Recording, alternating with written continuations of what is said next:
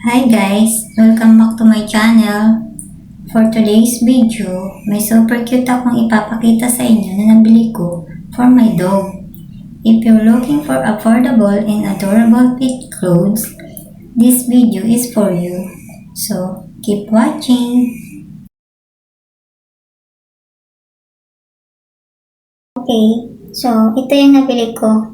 Dalawang dog outfits. Una, ito yung yellow na may cute cartoon design.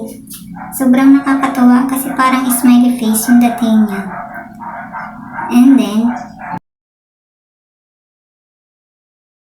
And then, ito naman yung blue na may Superman design.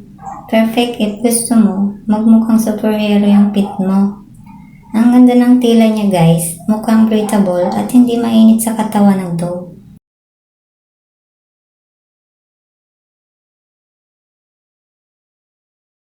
Makikita niyo na maayos yung stitching niya, hindi basta-basta matutuklap.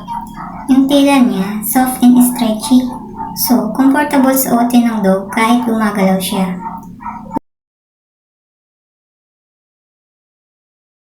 Ito ko rin yung design kasi very eye-catching, perfect pang TikTok or pang picture.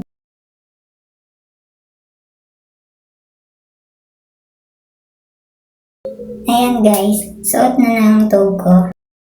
Ang cute niya, diba? Pero mukhang uncomfortable, which is very important. Nakaka-move pa rin siya, freely, at hindi siya naiirita sa suot niya. Perfect talaga siya for daily wear or kahit panglakad sa labas.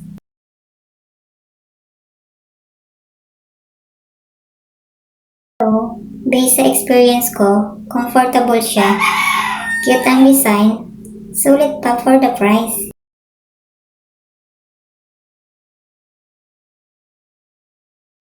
If may for baby ka, magandang addition ito sa wardrobe ng for baby mo.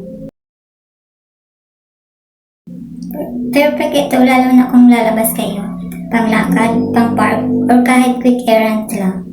Hindi lang siya pang forma, may protection din siya sa dust and dumi.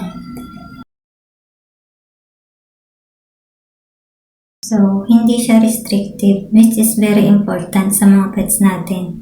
And honestly, ang cute talaga ng design. Parang masaya lang tingnan ng pet mo kapag naka-outfit siya ng ganito. Maganda rin yung tila niya kasi hindi mainit sa katawan. Breathable siya kaya okay kahit medyo mainit ang panahon. Overall, masasabi ko na sulit siya for its price. Cute niya, comfy pa. Make sure lang na tama yung size na kukunin niyo para mas comfortable si for baby. Okay guys, thank you for watching.